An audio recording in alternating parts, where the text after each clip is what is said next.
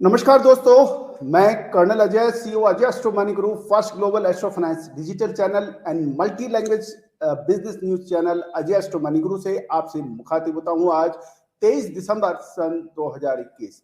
दोस्तों, आज के विशेष एपिसोड में हम एक विशेष चर्चा करने जा रहे हैं कि एनसीडीएक्स के ऊपर भारत सरकार ने के निर्देशानुसार कुछ एग्रो कमोडिटीज के ऊपर बैन लगाया है। इसके अंदर सोयाबीन, रिफाइंड सोया, वीट, गैर बासमती चावल, गेहूं जैसी कमोडिटीज हैं। इसके ऊपर अलग अलग राय देश के अलग अलग कारोबारियों के बीच में, किसानों के बीच में और मिलर्स के बीच में बताई जा रही है। कुछ एसोसिएशन इसके लिए बहुत खुश है, कुछ एसोसिएशन इससे नाराज हैं। किसान की क्या राय होगी, कारोबारियों की क्या राय होगी, इसके ऊपर हम एक विस्तृत चर्चा करने जा रहे हैं। दोस्तों, ये एक बहुत महत्वपूर्ण इसलिए भी है क्योंकि एनसीडीएक्स, अक्सर कहा जाता है कि एनसीडीएक्स और एमसीएक्स जो मल्टी कमोडिटी एक्सचेंजेस हैं, एग्रो कमोडिटीज के और नॉन एग्रो कमोडिटीज के, मेटल्स के, वो कारोबारियों को एक महत्वपूर्ण प्लेटफॉर्म अवेलेबल कराता है जिसके जरिए जो किसान या कारोबारी अपनी फसल को कहीं से भी बेच और खरीद सकता है और उसकी डिलीवरी दे सकता है और डिलीवरी ले भी सकता है। उन किसानों के लिए जो ओपन मंडी के अंदर उनको भाव नहीं जम रहे हैं और एनसीडीएक्स में उनको अधिक भाव मिलते हैं, तो एनसीडीएक्स के ऊपर अपना फसल को बेच सकता है, वहां पर डिलीवरी दे सकता है। और यही सेल यदि किसी भी कारोबारी को या किसान को यदि मंडियों के भाव से कम कीमत के ऊपर एनसीडीएक्स पे उपलब्ध होता है तो वो खरीद भी सकता है और वहां से डिलीवरी भी ले सकता है। मकसद यही है। और हेजिंग, अपने नुकसान को हाजिर के बनस्पत वायदे के अंदर बेच या खरीद कर हेजिंग कर लेता है, अपने नुकसान का इंश्योरेंस कर लेता है। ये एनसीडीएक्स और एमसीएक्स का मेन मकसद है। लेकिन एनसीडीएक्स और एमसीएक्स के अंदर कुछ समय से कुछ स्पेकुलेटिव गतिविधियां भी देखी जा रही हैं। कुछ ग्रुप्स का, कुछ कारोबारियों का, कुछ किसानों का और कुछ उपभोक्ताओं का यह भी कहना है कि एनसीडीएक्स के अंदर बेताशा भाव बढ़ जाते हैं और स्पॉट के अंदर उसका समायोजन नहीं हो पाता और इससे स्पेकुलेटिव गतिविधियां बढ़ती हैं और अनावश्यक तेजी को जन्म देता है। ये एक बड़ा प्रश्न है।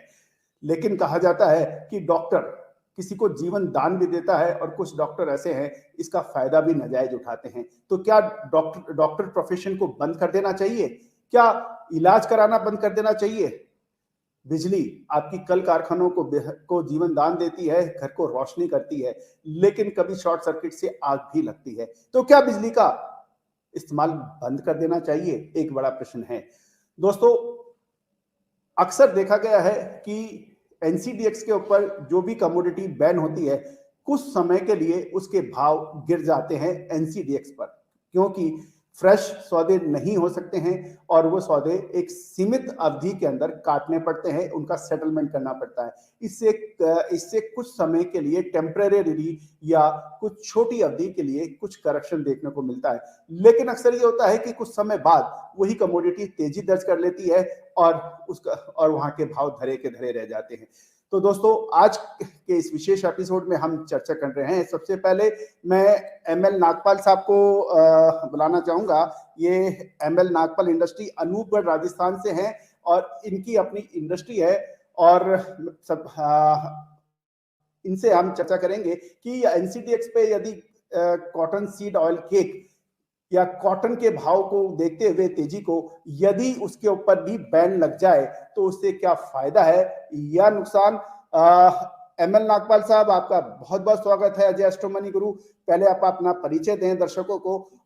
मिस्टर एमएल नागपाल सर नमस्कार। मेरा नाम विजित नागपाल है एंड मैं इस इंडस्ट्री को चला रहा हूँ 2 साल से और मुझे लगता है कि ये चीज़ नहीं होनी चाहिए बिकॉज इससे क्या हमें तो नुकसान होगा, फार्मर्स को नुकसान होगा क्योंकि इसके यहाँ पे इंडस्ट्री वाले आगे क्या भी बना लेते हैं। तो इस चक्कर में तो बहुत फार्मर्स को बहुत दिक्कत आएगी उन चीज़ों से। हमें लगता है कि ये चीज़ नहीं होनी। यदि एनसीडीएक्स के ऊपर कॉटन की तेजी को देखते हुए या कॉटन सीड ऑयल केक की तेजी को यदि बैन कर दिया जाए तो आपको लगता है कि किसानों को नुकसान होगा क्योंकि उनको अच्छे दाम नहीं मिल पाएंगे और तो लेकिन जब ये तेजी होती है, बहुत बेताशा तेजी होती है, उससे कुछ एसोसिएशंस का पदाधिकारियों का ये कहना है कि वो बहुत जब दाम बहुत तेजी से ऊपर चले जाते हैं तो मिल्स ऑनर्स को बड़ी परेशानी होती है, और बहुत सी मिलें इससे बंद भी हो गई हैं। कपास खली की है या कॉटन सीड ऑयल इंडस्ट्रीज हैं, उसके ऊपर बड़ा फर्क हुआ है। काफी लोग इससे बेरोजगार भी हो रहे हैं, क्योंकि ये ऊंचे दामों के ऊपर उनको परवड़ता नहीं है, और इससे काफी लोगों को परेशानी है। इसके बारे में नागपाल जी आपका क्या कहना है?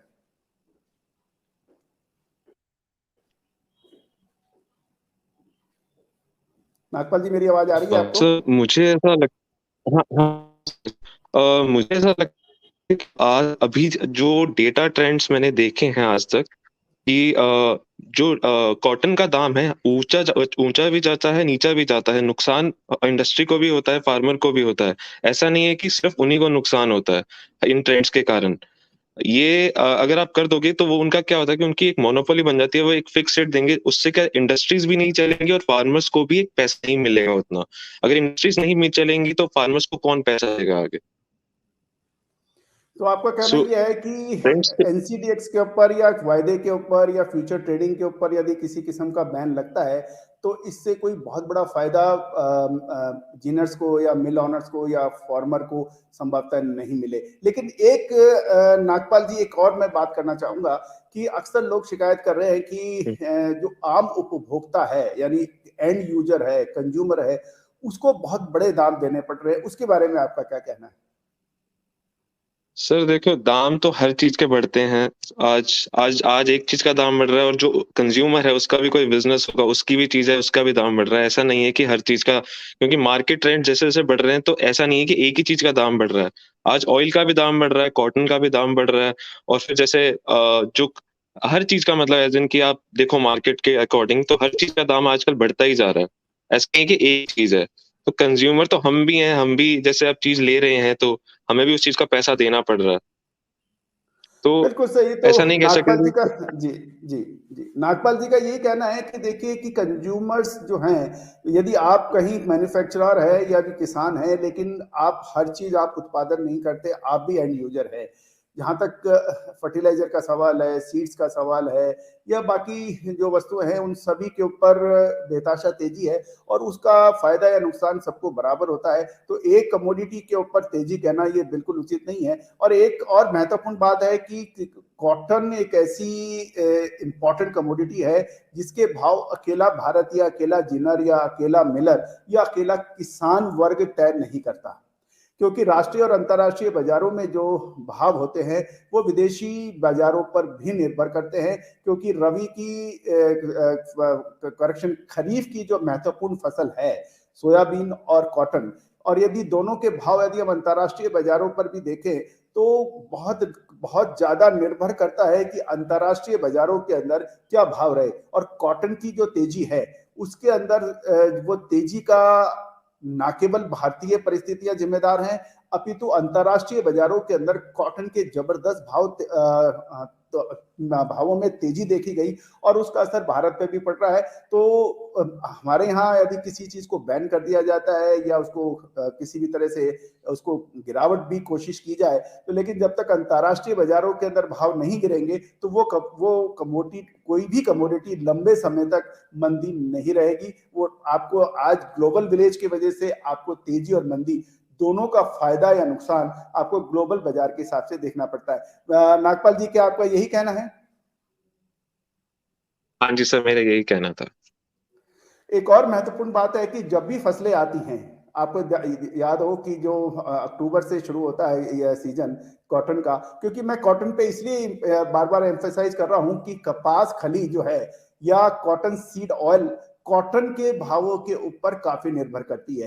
यदि कॉटन अवेलेबल है, कॉटन के भाव गिर रहे हैं, तो उसका सीधा सीधा असर कॉटन सीड ऑयल और कॉटन सीड ऑयल केक यानी कपासिया खली पर भी पड़ता है। इसके विपरीत यदि कॉटन के दाम तेज हैं तो उसका असर कॉटन सीड ऑयल और कपासिया खली यानी कॉटन सीड ऑयल केक पर भी तेजी के रूप में पड़ेगा।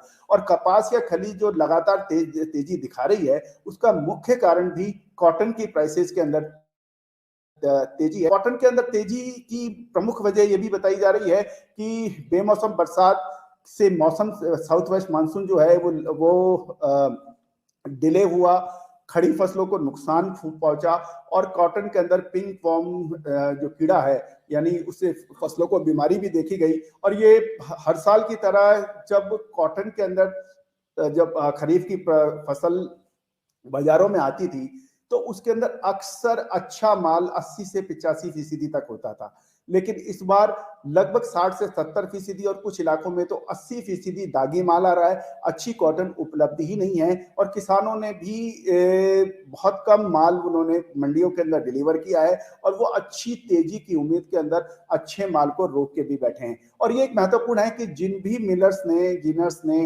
फसल के टाइम पे अच्छा माल खरीदा, आज उनको फायदा भी हो रहा है। तो नागपाल जी, एक और मैं प्रश्न आपसे ये पूछ रहा हूं कि उन मिलर्स ने या कॉटन जिनर्स ने जो समय पे समझदारी दिखा के माल खरीदा, उनको आज लाभ हो रहा है, और जो और मंदी की धारणा में बैठे थे, माल नहीं खरीद पाए थे फसल के टाइम, आज वो परेशान है। आज उनकी जो फैक्ट्रियां हैं या मिल्स हैं, जिनर्स हैं, उनको बड़ी परेशानी हो रही है और वो बंद के कारागार का बंद के बिल्कुल नजदीक है या कुछ तो बंद भी हो गई हैं। तो ये गलती मिलर्स की मानी जाए या फिर कॉटन की तेजी मंदी की मानी जाए? एमएल नागपाल जी, क्योंकि आपका इंडस्ट्री है तो इसलिए आप ये सही जवाब, मैं समझता हूँ, आप दे सकेंगे। सर, मेरा मानना है कि आप दिसंबर का महीना देख लो। दिसंबर का आधा महीना जो था, ये कॉटन का दाम नीचे ही था। और ऐसे कई मिलर्स ने मतलब इस समय कॉटन को बहुत परचेजिंग की है, क्योंकि फैक्ट्रीज जो हैं ये इस महीने में आप मान के चलो कि लॉस में ही रही हैं ज्यादातर, क्योंकि उन्होंने माल पहले से खरीद रखा था जो कि बहुत महंगा था।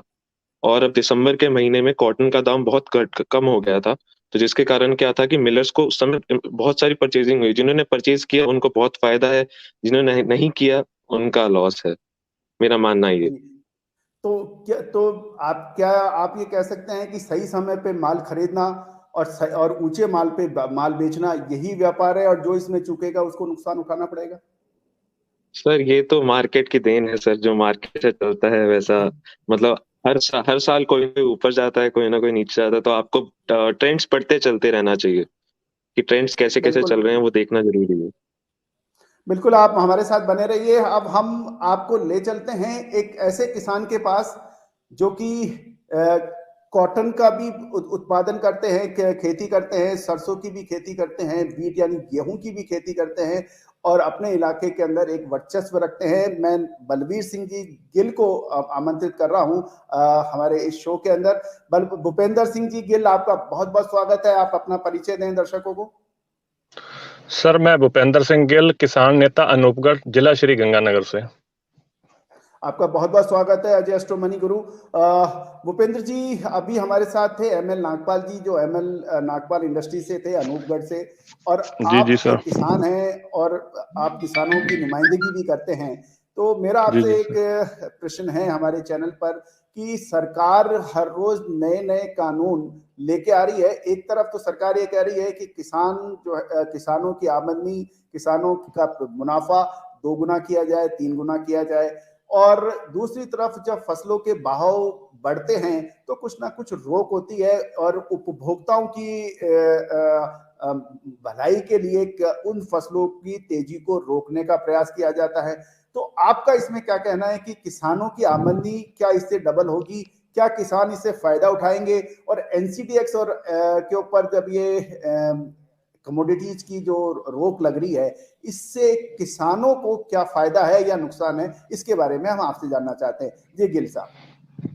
सर, मैं बताना चाहूँगा कि सरकार जो भी वादे करती है वो भाषणों के अंदर ही अच्छे लगते हैं, धरातल पर उनके कोई भी वादे लागू नहीं होते।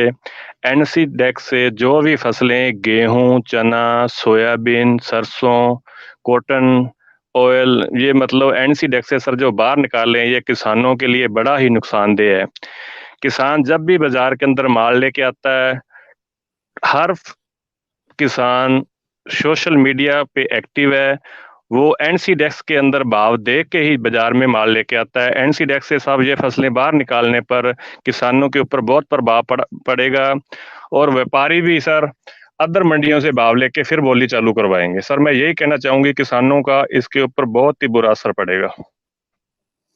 लेकिन एक बड़ा प्रश्न ये है गिल साहब कि सरकार का या मंत्रालय का ये सोच है, और अक्सर ये सुनने में भी आता है कि एनसीडीएक्स के ऊपर बहुत तेजी से स्पेकुलेटिव एक्टिविटीज बढ़ जाती हैं, दामों में बहुत तेजी आ जाती है, और इससे आम उपभोक्ता को बड़ा परेशानी होती है।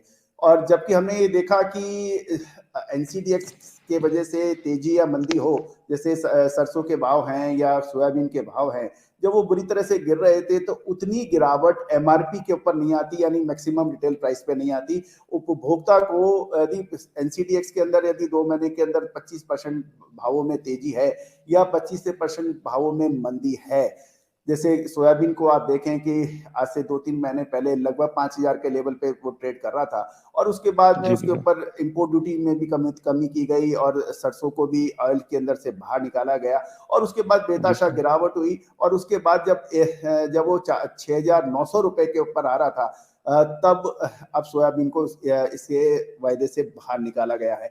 एक और किसानों का से हम चर्चा करते हैं तो उनका ये भी कहना था कि जब सोयाबीन 9,000 के ऊपर के भाव ट्रेड कर रहा था, उच्चतम स्तर पर था, उस टाइम इसके ऊपर सट्टाबाजी ज्यादा थी, उस वक्त सरकार ने इसको बैन क्यों नहीं किया, उस समय क्यों निकाला, क्यों वो 5,000 लेवल तक नीचे आने दिया। अब जब किसान फसल लाने को तैयार बैठा है, खरीफ की सबसे बड़ी फसल सोयाबीन, उस वक्त यदि इस तरह के रिस्ट्रिक्शंस आएंगे तो निश्चित रूप से बाजारों के अंदर सोयाबीन या ऑयल सीड के दाम गिरेंगे। सोयाबीन के गिरेंगे तो निश्चित माने सरसों पर भी इसका प्रभाव पड़ेगा, पाम और बाकी ऑयल सीड पे भी फर्क पड़ेगा, इससे किसानों को नुकसान होता है। लेकिन इसके बरखिलाफ दूसरी तरफ हम देखते हैं कि उपभोक्ताओं का ये कहना है कि ये लगातार तेजी खाद्य तेलों के अंदर रसोई का बजट बिगाड़ देती है, और ये इतनी तेजी उचित नहीं है। तो आपका इस विषय में क्या कहना है, क्या मत है, किसानों की तरफ से आपका क्या मत है? सर, मैं एक्चुअल श्री गंगानगर जिले से बिलोंग करता हूँ। मेरे गंगानगर जिले के अंदर मुख्यतः सरसों की खेती होती है सर। सरसों के भाव सर आज से लगभग 20-30 दिन पहले जो सरसों 7500 8,000 रुपये बिक रही थी, एनसीडीएक्स से बाहर निकालने पर आज उस सरसों को कोई 6,000 रुपये में व्यापारी लेने को तैयार नहीं है। और इसके सरसों ऑयल की बात करें तो इसका रेट लगभग 180 रुपये है। 2,000 रुपये सरसों के रेट तो कम हो गए, लेकिन सरसों के तेल के रेट सर कम नहीं हुए। कहीं भी कोई समानता का अधिकार सर नजर नहीं आ रहा। बिल्कुल बिल्कुल। तो गिल साहब, आपका कहना यह है कि जब एमएसपी के भाव तय होते हैं तो साथ साथ में एमआरपी यानी मैक्सिमम रिटेल प्राइस को का भी तय होना चाहिए। एमएसपी जी सर, बिल्कुल एमएसपी पे साहब किसान को भाव मिलने चाहिए, और साथ में यदि उस एमएसपी के आधार पर ही मैक्सिमम रिटेल प्राइस भी तय होनी चाहिए, और वो अखबार में आनी चाहिए ताकि कोई भी रिटेलर उससे ज्यादा पैसा उपभोक्ता से नहीं ले पाए कि सरसों के दाम गिरे, लेकिन सरसों तेल के भाव अभी भी उतने नहीं गिरे जितने सरसों के भाव गिरे। तो इससे किसानों को भी नुकसान हो रहा है और उपभोक्ताओं को भी नुकसान हो रहा है, आम उपभोक्ताओं को भी सर नुकसान हो रहा है। तो ऐसी स्थिति के अंदर फायदा कौन उठा रहा है गिल साहब?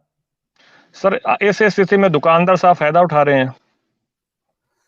जी जी जी। तो गिल भूपेंद्र सिंह जी गिल जो कि एक किसान हैं और अपने इस एरिया के अंदर काफी ये अपना दबदबा भी रखते हैं और किसानों के लिए आवाज भी उठाते हैं, तो इनका कहना यह है कि भाव जो हैं किसानों के को लाभ नहीं मिलेगा यदि एनसीडीएक्स के ऊपर वायदे की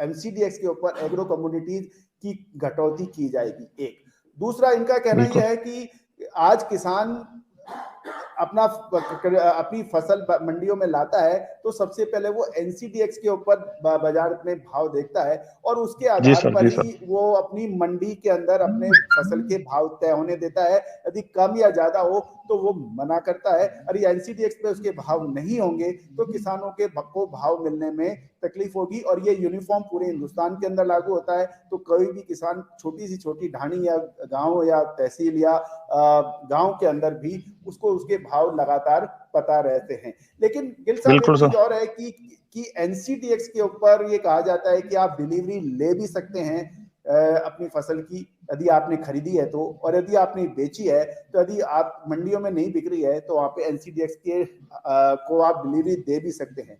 इसके बारे में आपका क्या कहना है? सर वो तो विश्वास के ऊपर चीज है। NCDX एक सट्टेबाजी है सर। ये विश्वास के ऊपर काम है कि सामने कौन बंदा हैंडल कर रहा है। यदि उस पर अपने बिलीव है तो उसमें सर बिल्कुल लेन देन अपने कर सकते हैं। बिल्कुल ट्रस्ट की बात है साहब ये तो। जी जी, तो आपको कुल मिला के हम सारांश के रूप में हम चर्चा करते हैं तो नागपाल जी को, गिल साहब आप बने रहिए, नागपाल जी को एक बार हम पुनः स्क्रीन पर लाते हैं। जी सर, जी सर। अब देखिए कि एक मिलर भी हमारे साथ में है, किसान भी हमारे साथ में है, तो यदि अब आप इस शो को कंक्लूड करने की कोशिश करते हैं कि NCDX पर कृषि फसलों को रहना चाहिए या नहीं रहना चाहिए, बिल्कुल स्पष्ट छोटे आंसर में। नागपाल जी आपका क्या कहना है? सर रहना चाहिए। गिल साहब आपका क्या कहना है? सर रहना चाहिए, बिल्कुल रहना चाहिए सर। दूसरा प्रश्न मैं आपसे बिल्कुल छोटे एक रैपिड फायर राउंड के अंदर कि क्या सट्टेबाजी को रोकने के लिए NCDX प्लेटफॉर्म पे कुछ कड़े कदम उठाने चाहिए ताकि किसान और वास्तविक व्यापारी को नुकसान ना हो? नागपाल जी। सर सट्टेबाजी का तो नहीं कह सकता मैं, बट ये है कि हाँ, ये चीज अगर कोई इसका कोई गलत उपयोग कर रहा है वो चीज जरूर होनी चाहिए, उस पर स्टेप होना चाहिए। बट ये है कि हाँ, अगर आप ये चीज कर दोगे जो चीज आपने बताई है, उससे नुकसान हमें और इनको ही होगा, फार्मर्स को ही होगा। जी, गिल साहब आपका क्या कहना है कि सट्टेबाजी को रोकने सर के लिए कुछ कड़े कदम उठाने चाहिए? बिल्कुल सर, सट्टेबाजी को रोकने के लिए कड़े कदम गवर्नमेंट के उठाने चाहिए, और मैं यही कहना चाहूंगा कड़े से कड़े कदम उठाने चाहिए गवर्नमेंट को। देखिए, कड़े कदमों की जहां तक बात आती है कि कुछ संस्थाओं से हमने बात की, कुछ जानकारों से बात की, तो एक सारांश के रूप में उनका ये कहना है कि सट्टेबाजी को रोकने के लिए सरकार या NCDX के ऊपर मार्जिन बढ़ना चाहिए।